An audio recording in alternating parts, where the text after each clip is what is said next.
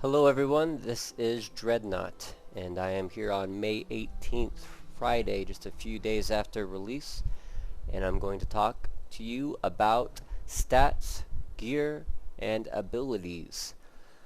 And this video is being brought to you because of our subscribers who have been asking about these specific things, and I'd like to thank our subscribers real quick for letting us know what it is you want to see from these videos, because honestly I have no idea what everyone wants to know, so it is very helpful to me to get those emails. So before we dive into all these stats, let's talk first about stat difference between Nephalem Valor runs and progression runs. And Nephalem Valor runs is when you hit level 60, every time you kill a elite mob, that's the yellows and blue champion mobs, every time you kill one of those, you're going to get a buff that lasts for 30 minutes that gives you a 15% magic find bonus, and that's going to stack up to 5 times, giving you a 75% magic find bonus, which is awesome for grinding the magic, the yellows and blues that you need. So we're going to be talking about the Nephalem Valor stats. And when you're doing Nephalem Valor runs, and if you're not level 60, you just call them gear runs, you want to go down an act or down 2 acts in order to do these. The gear is not going to be quite as good, but the speed that you do them in and the amount of gear that you get is going to be far worth your time. So distinguish before you play, are you doing a gear run or are you doing progression? Progression is when you're trying to get to the next act, but if you get to a point in your progression where it's long to get through the act, you're getting killed over and over again, or you're having to kite enemies around for a really long time before killing them, it's probably worth your time to drop down and do some gear runs, because Diablo is very gear dependent. Leveling up is usually a bonus because you can use higher level gear, and not because you're getting new stat points or abilities to spend. So very gear dependent. Once acts get too hard, drop down 1 or 2 acts and do gear runs. And if you're level 60, do Nephalem Valor runs. So let's talk about the stats that we're going to use for the Nephalem Valor runs. And the real reason that we're doing these Nephalem Valor runs is to sell things on the auction house, which turns out to be the best way to get gear, is buying things from the auction house. But I will talk about that in the next video because it is a long subject and very important. So first, stats. Alright, I'm just going to go through the stats. My stats right now aren't exactly where I want them from the Nephalem Valor run, so I'll point out where I have deficiencies. So first is strength, primary attribute. Most people know that strength gives you 1% increased damage per point. That means there are diminishing returns. Your first point in strength is worth much more than your last point in strength. So once you get up to these higher numbers of 700, 800, strength becomes less and less sufficient to increasing your damage. So focus on strength, but don't get carried away with it, because once it gets too high, it's not helping you out as much as it used to. Attacks per hit. This is based on your attack speed bonus in your weapon swing, and this attack speed is just huge and crucial for you. You look at my rings right now, they're not impressive rings. I get 12%, a little damage boost, 13%, a little bit of lifesteal. I had some yellow rings with huge amounts of strength and other abilities on them, but I'll tell you that these, watch my damage right here. When I take off these rings, it's going to drop down to 7,400. That's the huge bonus I'm getting just from those attack speeds. So if you don't have attack speed boost right now, then you need some. Sell any piece of gear to get some attack speed, because it's a huge multiplier for your damage. Crit hit and crit hit damage. Crit hit does not come as naturally on this game as it does from others. So go out of your way to find gear that has crit hit chance, because every 5th swing on average, I'm doing an extra 145%. So if I'm doing 10,000 a swing on average before, now 1 in every 5, I'm going to be doing 24,500. So crit hit, huge boost. Let's go down to, we're not going to look at defense right now. You'll notice that my defense is pretty low right now, and that's because in Nephalem Valor you want to have lower defense, higher damage. So you take off your high defense, some of your high defense pieces of gear, and you switch out to the damage. Normally this physical resistance should be a lot higher, but for I do my Nephalem Valor runs in Hell Act 1, and I don't really need the physical resistance for it.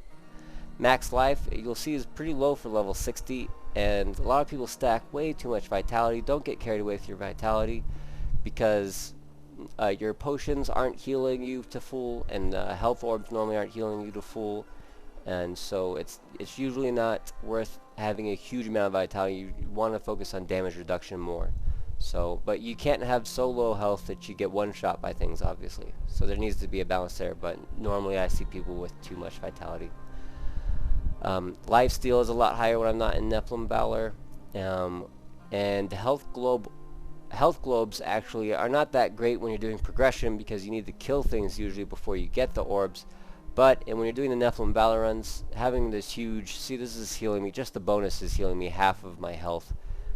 And so in Nephalem Valor runs, you're killing things so fast that globes are dropping fast, and it can keep you going at a faster rate through the act if you have the health globe healing bonus.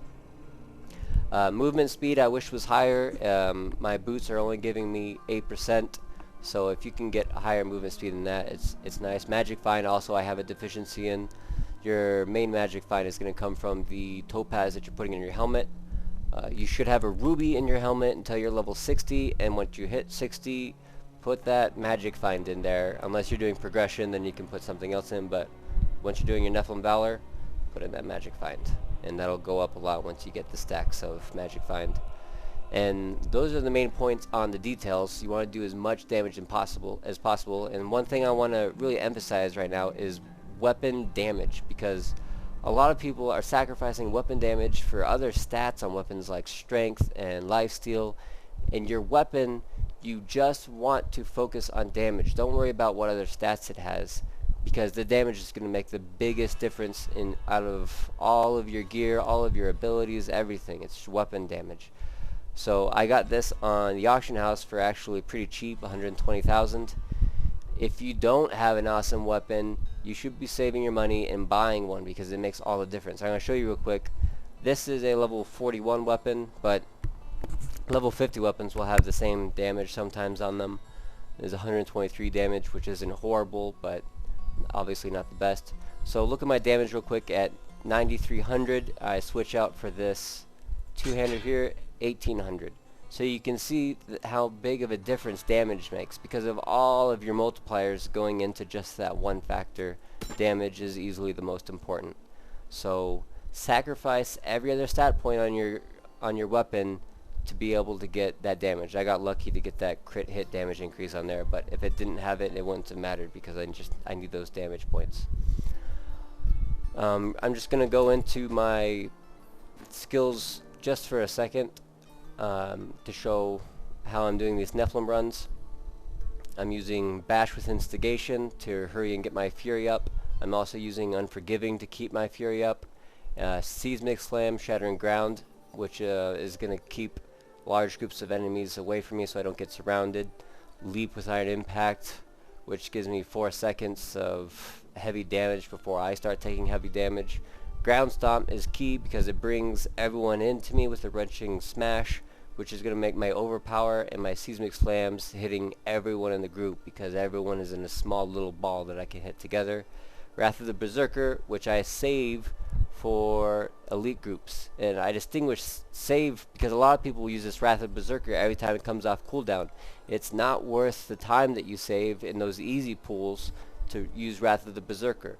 Be patient. Wait until you get to the champion or elite group before you hit Wrath of the Berserker. You're actually going to save yourself a lot of time. Weapon Master for the damage increase. It's huge. It's just as good as the Glass Cannon wizard ability, except you're not taking extra damage, which you do from using Glass Cannon. And Ruthless. Like I said before, crit hit is not easy to come by, and so a 5% chance and a 50% damage is just huge. And Ruthless is the one passive that I pretty much just use always. So this isn't the only build. It's not even necessarily the best build for Nephalem runs. A lot of people like to use Sprint, which can be really effective from getting group to group. It just depends on how squishy you are and how fast you're moving through, but this is a good starting spot. If when you're doing runs. If you use this and you get killed a lot, you're probably just one act too high. You can move back another act and do your Nephalem runs. It's okay if the gear you're getting is below your level, because you're going to be selling it on the auction house to buy the exact gear that you want, instead of just hoping that you find that random gear. Hopefully this has been helpful.